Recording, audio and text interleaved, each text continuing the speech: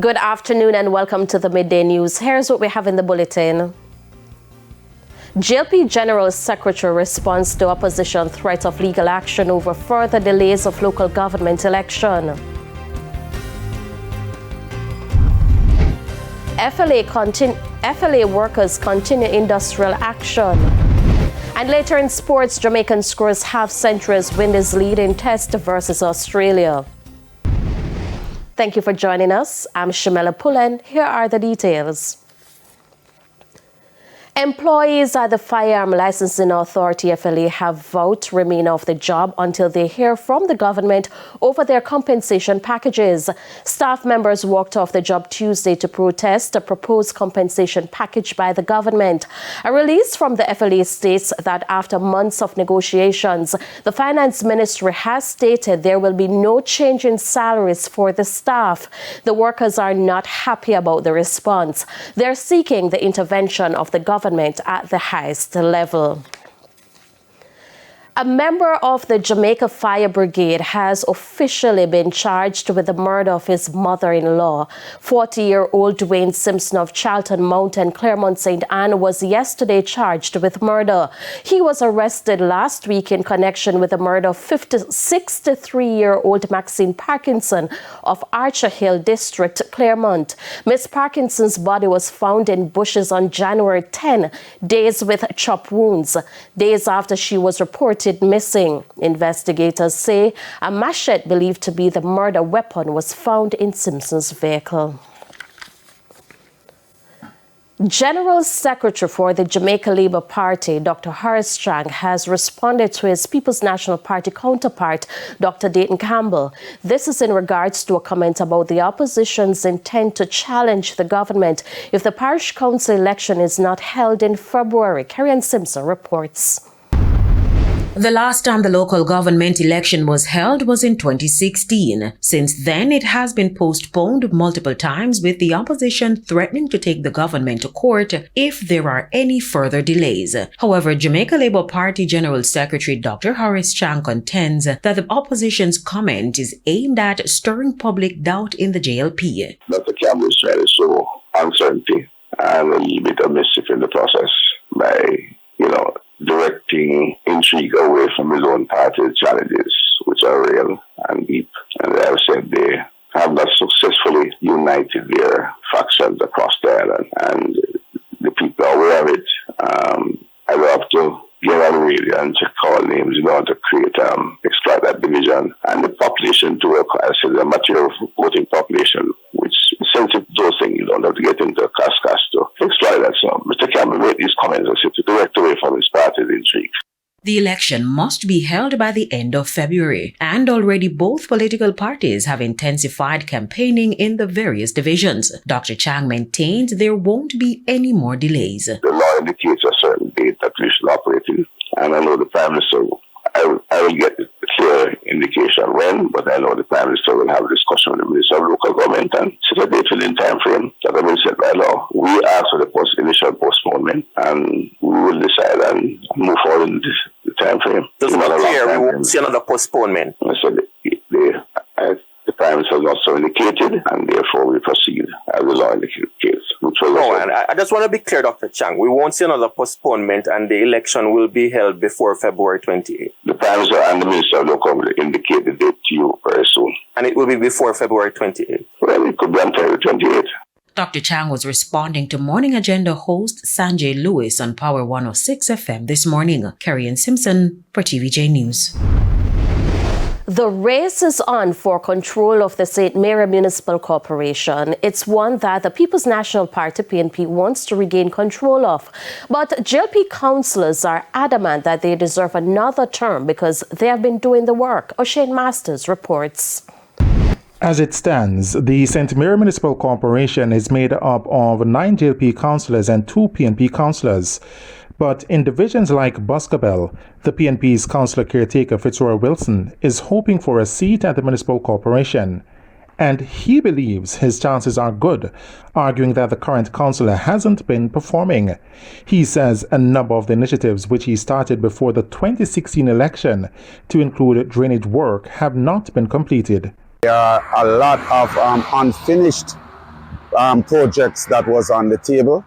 And I think that the people are well deserving of good representation, proper representation. And I know that the mistake was made in 2016. And when you look at the performance of the present administration, the present councillor, you would say that they are found wanting. And the people really deserve better in Boscobel Division. The marketing gale, which falls under the stewardship of the councillor and the local government, it's in a deplorable condition. But the sitting councillor Leroy Sewell has rubbished the claims. He says some 9 roads have been fixed. I think I do the best I could do for the people in my first term. And it's a good term always deserve a second term. Over in the parish capital, Port Maria, the councillor says significant work has been done to improve the drainage infrastructure. The Port Maria that I took charge of in 2016 is nowhere to compare to how advanced we are today, the developments of the town. And of course, the infrastructure of the town, the drainage system, are some work that we have done some work on them, and we want to continue on that. While those works were acknowledged by the PNP candidate as a step in the right direction, she believes much more could have been done, especially on the agricultural front. On the issue of housing situation in the Port Maria area, it is unbearable. And that is one of the things I think I will pay special attention to. Road and water. O'Shane Masters, TBJ News. The St. Thomas Municipal Corporation says the Yalas Market is yet to be vacated by the Paul Bogle Foundation. The foundation's 21-year lease was terminated on January 5. The corporation's Chief Executive Officer, Claudia Carter, provided an update at the recent monthly meeting. Representatives from the council went on the site on January 9. And what we have realized is that the place is in the same state. Nothing has been done to vacate the property. She says letters were subsequently sent to both the foundation and the Ministry of Local Government, who instructed that the property should be returned to its original purpose of a market for vendors. Still in St. Thomas, an urgent appeal this afternoon for the removal of a rock hanging over the roadway leading to the Islington community. Councillor for the Landui Division, Edwin Marr, says the rock fell during the recent flood rains. Under part of the rock was removed and fall into the ground. And one of those heavy units was called in to remove those debris. But Chairman, the rock hangs over. And if it falls, it's going to kill someone. And Chairman, the reason why I'm so concerned is that the Easington Primary School, with over 210 students, traversed the thoroughfare morning and evening. Mr. Marr adds that Easington Bridge is in a state of disrepair. He is therefore calling on the authorities to address the matter with urgency. There's no walkway on the bridge because people went there and stole the boards that was there to facilitate pedestrian traffic. So that we're walking in that narrow bridge. And those every truck use, because we have 7 quarries that use that general space. The children have been running like mad children in the mornings to escape the bridge and those trucks. And also have to be teaming up and holding hands to run under those rocks to go to school.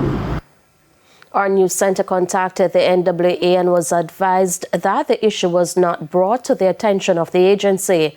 However, the parish manager has since been made aware and a technical team will be dispatched. It's time for a break. Stay with us. More stories when we return.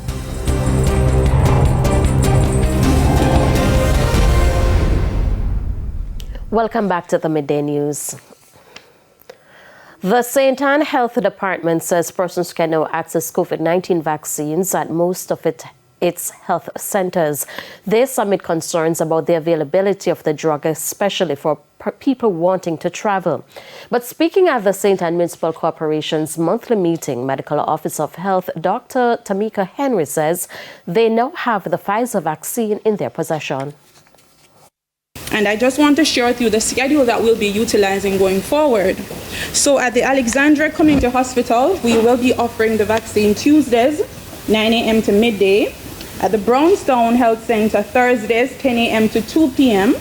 At the St. Anne's Bay Health Center, Mondays, 10 a.m. to 2 p.m. The Ocho Rios Health Center, Tuesdays, 10 a.m. to 2 p.m.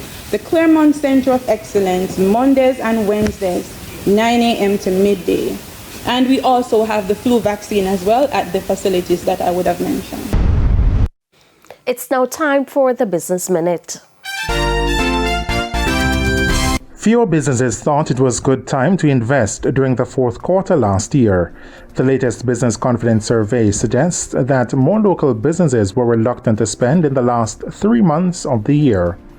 Pollster and Head of Market Research Limited, Don Anderson, says there was a decline in the index for business investment, coming from 61% of businesses feeling it was a good time to invest in the last quarter of 2022. But that fell to 57.1% in the third quarter of 2023, moving up to 53.7%, moving down to 53.7% in the fourth quarter. So businesses are less confident about the economy, about the time now being a good time to invest or to expand. All right. And we could only put that down based on the other data that we have to a kind of cautious approach on the part of businesses based on what they saw happening around them. Further afield, a federal judge blocked JetBlue's multi-billion-dollar purchase of Spirit Airlines on Tuesday. The judge outlined numerous concerns in his ruling, including increased fares for Spirit's customers who often rely on the airline's cheap prices. However, JetBlue claimed that the merger would actually work to lower fares. And that's it for the Business Minute. I'm Shane Masters.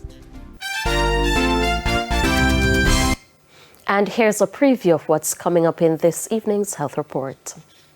In this evening's Health Report, we look at carpal tunnel syndrome. In medical school, we do teach all our medical students how to detect carpal tunnel syndrome, so all doctors should be able to detect this. However, not all doctors the specialists would need to treat the carpal tunnel. That's the Health Report in Primetime News at 7. And now for today's Health Living tip. Give your wrist a break. Use ice to ease inflammation. Stretch often and avoid activities that make symptoms worse. Time now for the top regional and international stories.